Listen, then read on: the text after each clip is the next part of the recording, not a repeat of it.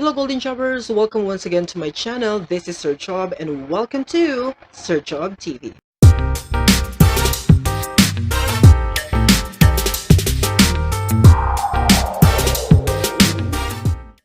So finally, last October 5 of 2020, nagbukas na po ang pasukan sa Department of Education.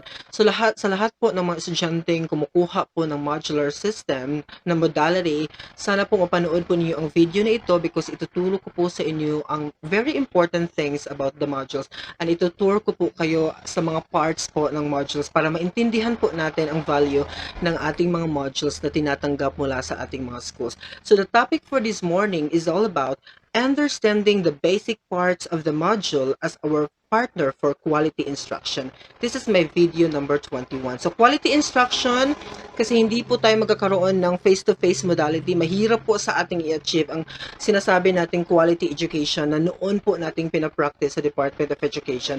So for this time po, let's have at least the quality instruction. So by means of using these different modules na dinidistribute po ng iba't ibang subjects at ng mga schools ninyo, at least we could be able to achieve the quality instruction. So for this morning po, ipapakita ko sa inyo ang sample talaga ng modules. So this is actually the modules na makikita mo if you are studying in Augusta National High School. So ginawa namin siyang parang booklet type in order for us to at least budget the materials, and of course magiging handy din po siya sa lahat ng mga parents na kukuha po ng module sa aming paaralan.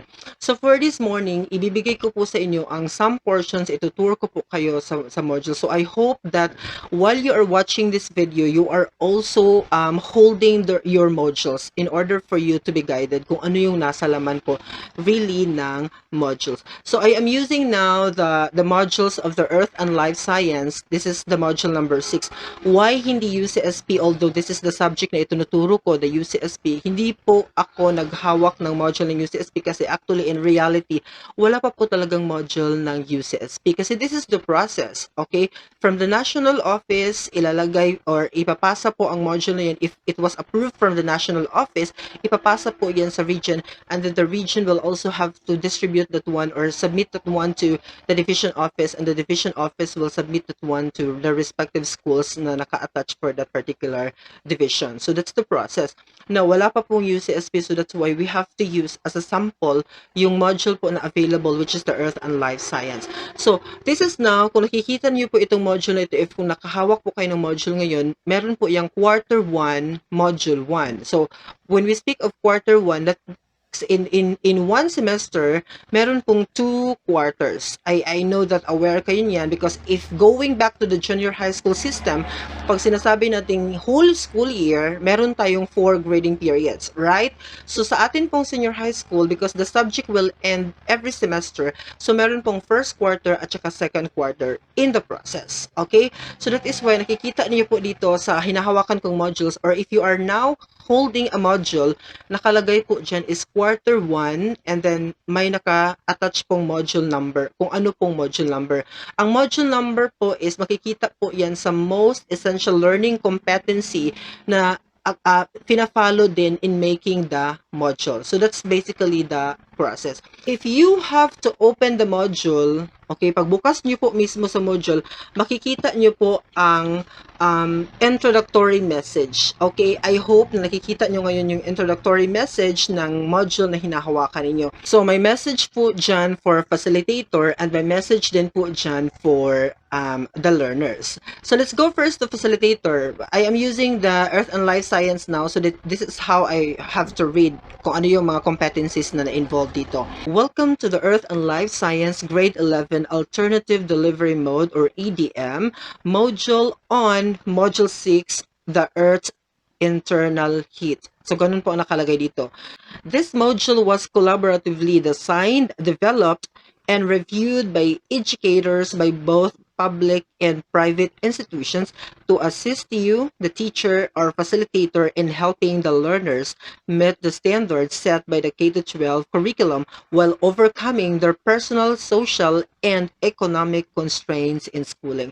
So, kung i-scan nyo po ang module ninyo, makikita nyo po dito, may box po dito na nakalagay, the development theme of the module. So, that's one. Ito po, ito, makikita nyo po ito dyan sa mga modules ninyo. na hinahawakan. So nakalagay po diyan kung sino po ang writers, ang editors, reviewers, illustrator, layout artist, and the management team. So yun po, nakakompleto po siya. Meaning to say, pinaghirapan po yan ng mga tao, pinaghirapan po yan ng iba't ibang tao. So that's why nakalagay dito, the module was collaboratively designed, developed, and reviewed by educators, both public and private na mga educators. And then also the module was actually created, okay, to address the personal, social, and economic constraints in schooling. We have to highlight the word economic constraints in schooling because the Department of Education knows the limitations of every students and the public learners. Okay, mahirap po usually. Kung may mga yaman man po sa public educations, very good if you have that level. But usually, mahihirap po ang mga estudyante na nag-aaral sa Department of Education. That is why reproducing module is the only way, no, na nakita ng public or ng Department of Education that at least in the pandemic, we could still be able to cater the quality instruction. So that's basically the nature of this, the making of this particular module. This learning resource hopes to engage the learners into guided and independent learning activities at their own pace and time. Take note of that. Guided and independent learning activities at their own pace and time. Independent learning. We should have to let, or this is the moment, or this is the point wherein we should have to let our learners na magkaroon ng independent learning. Okay? So basically, I'll give you an example nito kasi, you know, ang dami pong nagpo-post sa Facebook, ang dami pong mga rants na nababasa ko sa Facebook na useless ang pagbubukas ng klase, let's accept or let's embrace academic freeze, wala akong natutunan, wala akong learning, useless po ang pagbubukas ng school year 2020 at 2021. Ito po yung mga nangyayari ngayon sa social media. Ito po yung mga post ng iba't ibang tao. I don't know if this is valid, if this is actually being posted by a student na talagang legit na nag-aaral sa Department of Education. I don't think so. But hindi ko na po planong i-verify pa ito. But actually, let's have to address this particular issue. Kasi, you know, I'll give you an example. If you have to read a book, for example, okay, walang teacher, walang parents na nagbibigay sa'yo ng scaffolding with your learning in that particular sense. Nagbabasa ka lang ng libro, right? I am using this as an example. Now, question ko sa iyo, may natututunan ka ba? Or is there any learning you have from that or out from that reading books as your daily routine? That's my question to you. May natututunan ka ba sa pagbabasa ng libro? Of course, very big yes. Malaki po at marami pong natututunan by just reading book alone. Give you an example, nadadagdagan ang vocabulary mo, nai-improve ang grammar, the use of punctuation mark, the reading agility, for example. Ang daming nabibigay sa iyo by just reading book alone. Walang nagtuturo sa iyo, walang teacher na nag-guide sa iyo, walang parents na nag-guide sa iyo. So, kung sasabihin mo sa akin that in the virtue of modules or in the use of module as a learning, kasi walang face-to-face, walang teacher na nagtuturo sa lesson, wala kang learning. Go back to my example. Kung nagbabasa ka ng libro alone, do you think walang learning? So you just have to think before you have to decide na walang learning po in the modular system. Kasi in the implementation of the modular system, nakikita ko parang nasisisi yung mga teachers na bakit pa binuksan ng klase, bakit ganito ang ginagawa, walang contribution ng mga teachers, bakit sila nagsasalary. In that particular manner, hindi nyo po alam ang situation. So I am telling this one because for the facilitator, a lot of things po ang ginagawa ng mga teachers just to deliver the quality instructions. So dapat yun po ang maintindihan ninyong lahat na hindi po nagbabaya ang lahat ng mga teachers at hindi po natutulog ang lahat ng mga teachers from different parts of the country. Ginagawa po nila ang the best nila in order to cater quality instruction in this particular situation. We are adapting the new normal. So do not expect na ganun ang magiging situation before the pandemic kasi new normal nga siya, di ba? When we say new normal, it is not the way how we deal education before the foray of this pandemic. Okay? So that's the situation. As facilitator, you are expected expected to orient the learners on how to use this module. So that's why nagkaroon ng mga orientation, ang mga teachers, ang mga advisors. But this video will also have to give you an orientation on how to really use the module. Kaya ginawa ko po ang vlog na ito in order for you to generally, at least, or universally makita nyo how you are going to appreciate really the modules being made by the educators from different places of the country. You also need to keep track on the learner's progress while allowing them to manage their own learning. Kaya ang mga teachers po, nakaantabay po sila in our senior high school level. We have our group chats, okay, from different subjects. Nakakonect po ang mga estudyante sa kanilang mga teachers for some instructions na hindi nila maintindihan or for some activities na medyo confusing for them. They could actually ask to their teachers at any moment, at any time. Take note po sa pandemic, in our situation today, wala na po talagang restrictions. The students can ask their teachers at any moment, kahit natutulog na, almost natutulog na, or about to sleep na po si teacher, pero nagtanong ang estudyante because hindi niya naintindihan. Now, the teacher should have to cater that particular situation. Kahit beyond na po sa aming service, beyond na po sa aming time, but with our passion po to help, we will have to cater po the questions of our learners. Yan po ang nangyayari na hindi po nakikita ng lahat. Okay? Because you are only thinking na walang ginagawa ang mga teachers ngayon kasi wala pong normal situation, wala pong pumapasok na estudyante sa school. No! We are actually doing and entertaining a lot of things in order for us to cater quality instruction in the new normal. So I hope that you could be able to understand that one. Furthermore, you are expected, I'm talking with the facilitators, you are expected to encourage and assist the learners as they do the task included in the modules. So, andito lang po kami, we are encouraging all the learners as much as possible. We have to understand the situation, but we are continually encouraging the learners to at least appreciate the learning in this particular situation. So, ganun po ang mga ginagawa ng ating mga teachers from different places across the country. So, I have now to discuss the role of the learners in handling this particular modality. Okay, because a lot of students po talaga ang nag-rant sa Facebook. Yun po ang mas nakikita ko na talagang nagkakaroon ng difficulty in understanding. But I have to also consider the situation of our learners because baka hindi po nila naiintindihan talaga yung situation ngayon in the midst of pandemic. So that's why gusto kong i-correct ang notion na yan. At least mabago ang tingin ninyo sa system na ito or sa modality na ito right after you have to watch this particular video. So what's the role of the students in handling or who are handling the modular modality in learning in this particular situation? So the hand is one of the most symbolized part of the human body. It is often used to depict skill, action, and purpose. Through our hands, we may learn, create, and accomplish. Hence, the hand in this learning resource signifies that you as a learner is capable and empowered to successfully achieve the relevant competencies and skills you at your own pace and time. Balikan natin yung pinaka-highlight na portion, that you as a learner is capable and empowered to successfully achieve the relevant competencies and skills at your own pace and time. So kaming mga educators, we believe that you are capable, you are empowered. So this point in time, gawa natin ng example ha, because this is very common.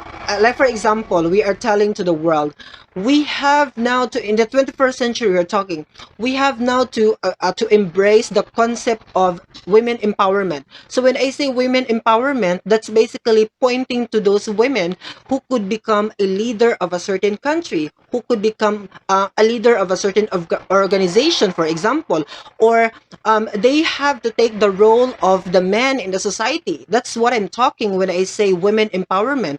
So if I should have to say students empowerment, so this is now the moment wherein the students could be able to learn or should learn at their own capability, at their own pace and time, without the, or with minimum, as hindi naman sasabihin natin na without kasi ang teachers always pong naka-assist. So with minimum assistance coming from the teachers or with minimum assistance coming from the parents or any stakeholders or guardian na pwedeng mag-guide sa kanya. okay, in addressing the modular system of learning. So basically, ang situation na ito is actually giving the chance or opportunities for our learners na ma-develop sa kanila yung student empowerment, meaning to say they have to at least learn their own potential na, uy, I can do better even if without the assistance of my mother or my father, or most importantly, yung assistance ng mga teachers na usually nangyayari in particular setup ng learning. 'Di ba? So at least now is the moment wherein ginawa na or nagkaroon ng opportunity ang ating mga learners na at least to discover within themselves na they could work independently any academic task that might be pointing to them or nagagawin po ng isang estudyante. So that's the point. So this module was designed to provide you with fun and meaningful opportunities for guided and independent learning, as I discussed before, at your own pace and time. You will be enabled to process the contents of the learning resource while being active learning. So that's basically the point. Let's continue. This module has the following parts and corresponding icons. Okay, meron pong mga portions or mga parts ang module na ito na kailangang maintindihan natin. So kung nakikita nyo po or if you are opening the module, itong portion na ito, nakikita nyo sa camera, yan. Okay, maliit siya pero I know I am assuming na you are actually holding your module right now while you are watching this video. So the first portion is what I need to know. Meron pong kamay pointing, nakaklik po siya sa parang button. So what I need to know. This will give you an idea of the skills or competencies that you are expected to learn in the module. So, nakalagay kasi doon sa module, mababasa nyo, at the end of this module, or you are expected to. Okay, may mga samples po tayo. So, buksan po natin para mas lalo nating maintindihan. So, nakikita nyo po dito sa next page po, pag bukas nyo po talaga dyan, nakikita nyo dito what I need to know. So, nakalagay dito, after going through this module, you are expected to. Okay, nakalagay dito as an example, describe, identify, describe, whatever, or emphasize. Nakalagay po dito sa what I need to know. The second portion of the module, or the second part of the module, is the what I know part. In the what I know part, this part includes an activity that aims to check what you already know about the lesson to take. So if you get all the answers correct 100%, you may decide to skip this particular module. So when we speak of what I know portion, if this is a normal situation, pag sinabi natin what I know, okay, this activity includes to check kung ano yung level of learning or exposure mo for a certain subject. So yan po yung pinaka-famous natin na formative assessment or formative evaluation. Wherein when we say formative assessment or evaluation, that's the time we have, or the teacher, in the normal situation the teacher should conduct diagnostic exam or pre-test before magsisimula talaga yung journey ng subject na yan in order for the teacher to know saan siya aatake for that particular lesson or part of the discussion or the entire subject, ano ang gagawin niyang strategy in order to serve quality education. I am talking before the new normal. Okay, ganun po ang ginagawa natin. Nagkakandak po tayo ng formative exam or formative evaluation, that is the diagnostic test or the pre-test na ginagawa po natin sa ating mga learners. Okay, now let's proceed to what's in. Nakalagay dito what's in. This is a brief drill or review to help you link the current lesson with the previous one. Okay? So, parang springboard ito sa lesson in order for you to connect. So, hanapin natin mismo dito mismo sa module. So, what's in? Nakalagay sa first activity para mas lalong ma-trigger yung learning or para mas lalong at least magkaroon ng drill for learning, no? Magiging daan siya in order for you to appreciate the next or the really the lesson, no, of this particular module. So, ganun ang ginagawa. So, follow. So, the next one is what's new. Okay? In this portion, the new lesson will be introduced to you in various ways, such as storytelling, a song, a poem, a problem opener, an activity, or a situation. Okay? So the next part is, what is it? Okay, this section provides a brief discussion of the lesson. Okay, this aims to help you to discover and understand the new concepts and skills. So, dito makikita mo sa page number 12 sa module 6, makikita mo dito na activity number 5, fill me up, may directions na nakalagay. So, what is it? Okay, sa portion na yan. So, guided kayo. The next portion is what's more. Okay, this comprises activities for independent practice to solidify your understanding and skills of the topic. You may check the answers to the exercise using the answer key at the back of the module. So additional activity, okay, from the what is it? So may additional activity sa what's more para mas lalo talagang ma-solidify or ma-strengthen or ma-expose ka mismo doon sa topic na ini-introduce ng module na ito. Okay, that's the point. What I have learned. Okay, the next portion after what's more is what I have learned. This includes questions or blank sentence paragraph to be filled in the process what you have learned from the lesson. So parang first assessment na gagawin mo with all of the exposures of the lessons, dito mo matatagpuan sa what I have learned. Okay? Ano ang natutunan ko sa lessons na ini-introduce ng mga previous parts ng module na ito. So that's basically one thing that you have to observe. The next portion is, what can I do? Okay, this section provides an activity which will help you transfer your knowledge or skill into real life situations or concerns. So, basically, sa portion na ito, di ba, nag-introduce tayo ng mga theory because usually, yan ang setup ng learning. You introduce first the theory or the definition of what particular topic you are being discussing.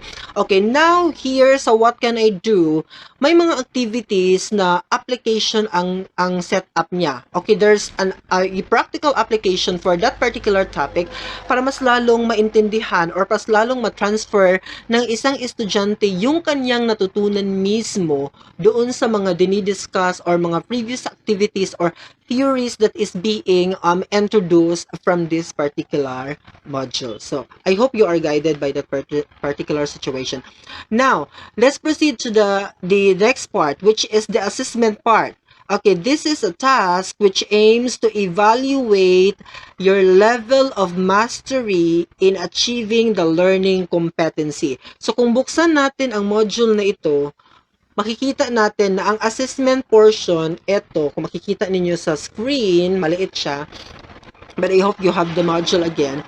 Makikita niyo sa assessment na talagang meron siyang questions at multiple choice. Nakikita niyo may mga choices. This is now, for example, the quizzes or in the normal setup, meron tayong mga quizzes by chapter, and then we also have our summative test with that particular topic or particular learning competency. So ito yung assessment time wherein you have to answer the questions out from the given activities, out from the given discussion na nandito mismo sa module. Mababasa or matatagpuan. Okay. The next part would be sa after the assessment, meron ditong additional activities. So para mas lalong ma-scaffold yung learning ng estudyante para holistic talaga yung approach in every modules. So nandito po ang additional activities. This portion, another activity will be given to you to enrich your knowledge or skill of the lesson learned. This also tends retention of learned concepts. Okay? Klaro ang line. In order, will be given you to enrich your knowledge. Okay? Para mas lalo pang ma-develop ang skill of what you have learned from this particular modules, and of course so that we could be able to achieve also retention learning. So kaya nga sinasabi, in order for you to learn holistically and in order for you to master the craft, you have to practice that particular situation. You have to use that particular learning as you go on with your daily lives. So that's basically, kaya may additional learning in order for us to achieve retention in particular subject matter na ini-introduce ng module na ito. Okay, so I think everybody knows also and aware na every module is meron pong answer key na nakalagay dyan sa pinaka-last portion ng module ninyo. Okay, so kung wala po kayong answer key sa inyong mga module, hindi po kayo nabigyan, you have to ask an answer key from that particular module because nakalagay po yan mismo dito sa module na approved from the national office na mayroon po talagang answer key at the last portion or the second last portion of your module. Sa lahat po ng module, meron po talagang answer key. Answer key. This contains answers to all activities in the modules. So lahat po ay may sagot. Lahat po may answer. Okay? So lahat po ito na makikita ninyo sa portion na ito, itong part na to, lahat po na ito sa module na na-approve from the national office, lahat po ito ay makikita po sa loob po ng module when you open that particular module. Nakikita nyo po talaga siya. Okay? Unlike po dito sa module na hindi pa tapos, kasi ito, meron pong mga ganitong ni-release ng Understanding Culture, Society, and Politics, pero hindi po ito approved ng national. Ano po ang kaibahan? Pagbukas nyo po dito, pag hindi po siya na-approve sa national, makikita nyo po ang portion na ito dito, hindi po siya complete. Okay?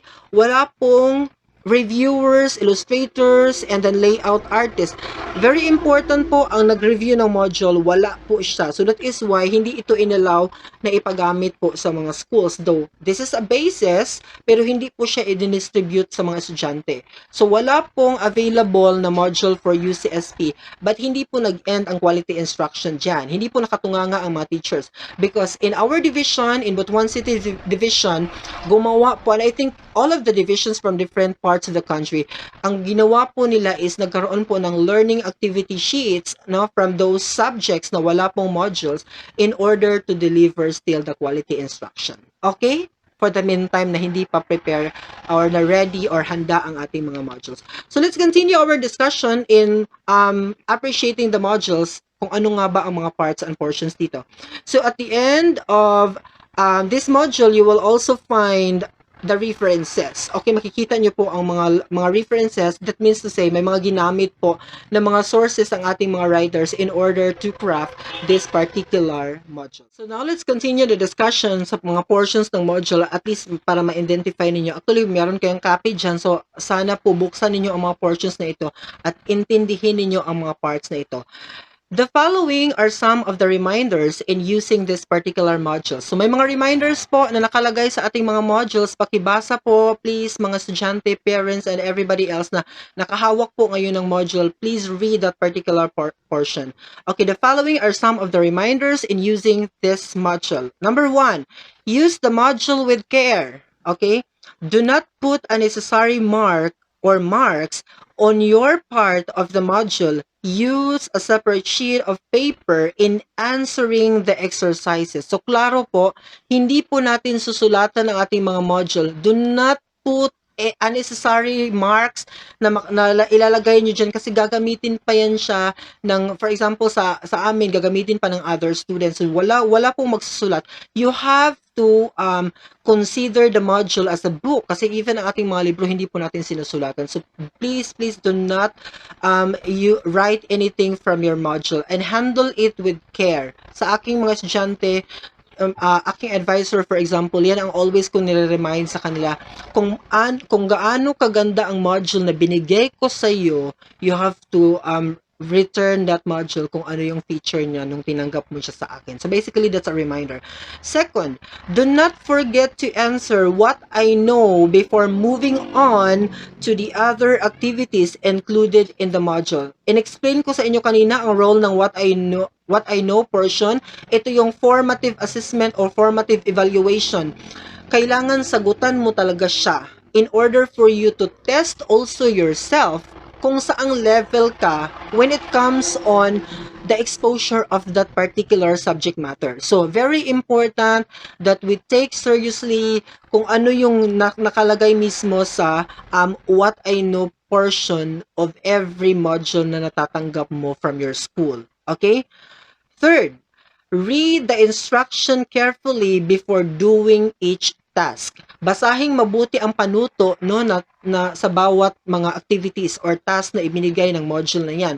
Kung hindi mo maintindihan, kung confused ka sa instruction, now this is your time to call the attention of your teacher.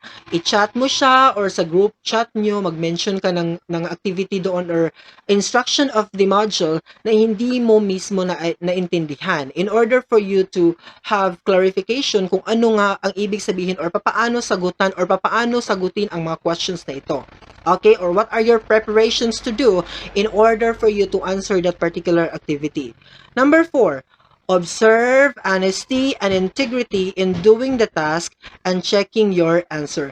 So, hindi namin nakikita, I don't know kung ano nangyayari ngayon, 'di ba? Honesty is the best policy. Kung ano man ang nangyayaring cheating sa inyong situation ngayon diyan, okay, basta nakalagay dito, observe honesty and integrity in doing the task. So hopefully merong nagpa-practice nito, hopefully merong gumagawa pa rin dito sa kanilang bahay despite the situation. Kasi if cheating is rampant before the new normal, how much more na ang mga modules is nakalagay or nasa bahay niyo talaga and you have a lot of friends na makakatulong sa inyo in answering the module. But that's not bad.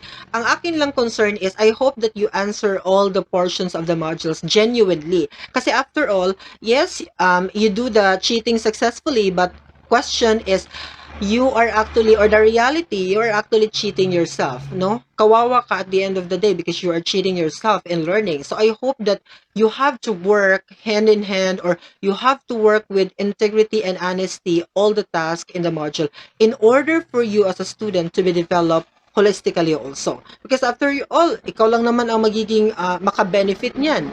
If you have to expose yourself in honest manner or with integrity manner in answering this particular module.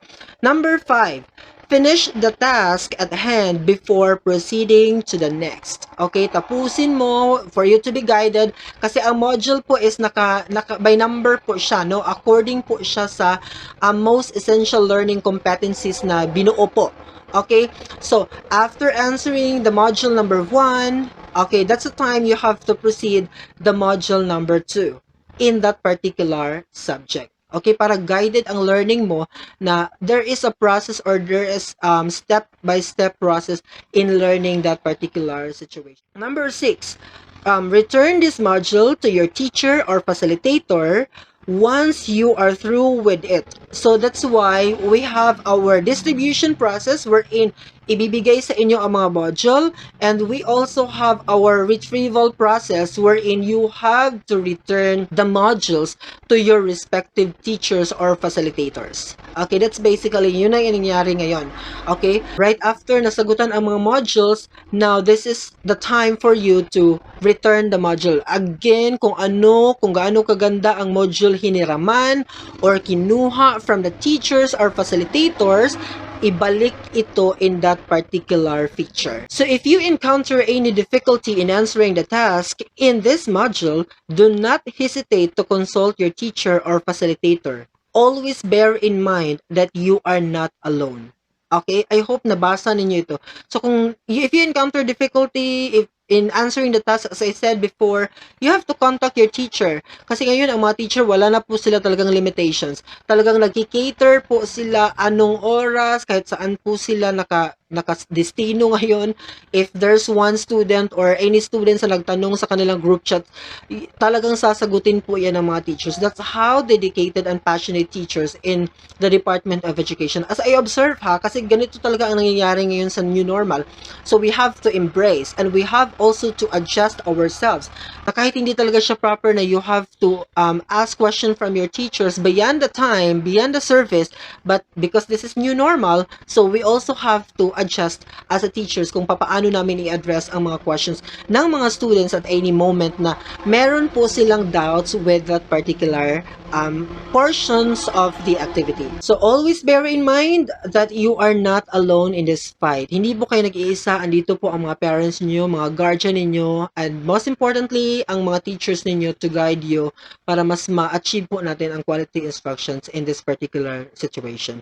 So we hope that through this material, okay, you will experience meaningful learning and gain deep understanding of the relevant competencies. So at least at some point, yun po ang iniisip ng mga educators.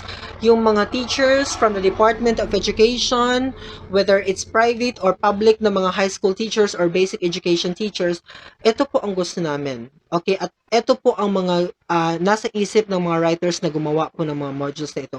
Or yung mga educators na nag-prepare po ng mga modules na ito.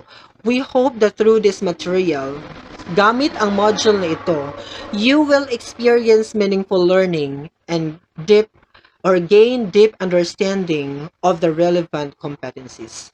You can do it. So, yun po.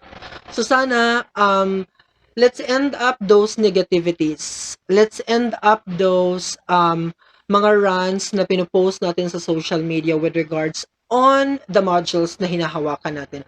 Kasi kung ibabasahin mo yung first portion, kung titingnan mo yung parts ng modules, mahirap po siyang gawin. But with a short period of time, in the midst of pandemic, nagkaroon ng lockdown, tinapos po yan ng mga writers natin, tinapos po yan ng mga educators, tinapos po yan ng mga reviewers ng module na ito. Ganun po ka-difficult ang situation before the opening of the classes and with the preparation also of this particular modules na diniscuss ko sa inyo. Ang hirap po. Kung tingnan natin, napakadali, pero pag deep understanding po natin, isipin po nating mabuti, sobrang hirap pong i-prepare ng mga modules na ito. Hindi po perfect. Even yung mga books na nagkaroon na ng publications, na publish na siya, may mga mistakes pa po na ma-observe natin. How much more the modules na prepare lamang po siya in a short period of time. So I hope itigil po natin ang pagkukorek sa mga mistakes na nakikita natin sa modules. Kung tingin mo mali, kung tingin mo may mali, at you are a teacher at hand, you create or you correct that particular portion. I-correct mo na lang. Okay? Wag mo na lang i-post sa Facebook, wag mo na lang ipaalam sa buong mundo na look at the modules being presented or being distributed by the Department of Education. Ang daming mistakes, ang daming lapses. Ano ito? Hindi talaga handa ang Department of Education. Hindi po dapat ganun ang ating ginagawa. We should appreciate people who are working behind from these modules. Kaya ito nagawa at na-distribute sa inyong lahat ngayon as we open the school year 2020-2021. Okay? So I hope that after watching this video, you will have to appreciate within yourself na bigyan po ninyo ng pagpapahalaga. Masakit po for me as educator, and I don't know with the others, but I know nasasaktan din po sila every time ginagawa po ninyong joke ang modular system na ito. Na ang goal po ng Department of Education, ang goal po ng mga educators from different places is maibigay po sa inyo at least ang quality instruction even in this particular situation. So, the point of this vlog is ma-develop po yung appreciation ninyo na at least maibigay din po natin yung credit sa lahat ng mga naghirap na mabuo po ang mga modules na ito at mai-distribute po sa inyong mga tahanan for free. Wala po kayong binayaran. You have to take note of that situation. Wala po kayong ginastos dito. All you have to do is mag-effort lang po. For those parents, panawagan ko sa inyo, effort lang po ang kailangan na kunin for the distribution of the modules. During the distribution, kunin ang mga modules sa school and i-return po sila sa school or sa inyong mga advisor and facilitator during po sa retrieval session. So I hope we should have to follow that particular situation kasi yun po ang reality as we embrace the new normal. Isipin nyo na lang po na this is not forever. This is a temporary setup of our learning. So, I hope ganun po ang thinking ng lahat na, bakit pa ako magra-rant? Bakit pa ako magiging negative with the opening of the classes for 2020-2021? Kung hindi naman ito forever at hindi naman ito magiging setup for the rest of the journey of learning. Okay? Again, ang new normal is only a temporary setup na kailangan pa rin mag-continue ang learning even in the midst of this pandemic. So, I hope that after watching this video, you will change your mind and you will share this one to other friends na negative po siya sa modular system. Sana po mabago din po yung konsepto niya by means of watching this video. And sana po sa lahat po ng mga nakapanood at nakaintindi na po sa role of modules sa inyong learning in this particular situation, sana po ma-share po natin ang positive learning and positive goal po ng modular modality na ito. So, thank you so much for watching. I hope that you learned something from this video, and I hope that you share this video to your friends and to anybody else na nangailangan po ng video na ito. Asahan niyo po that Sir Job TV will continue to create meaningful learning videos in order for you to at least use your time in this particular learning in the new normal. So, thank you so much for watching. I hope that you are in a good condition right now. Keep safe, everyone. Bye-bye!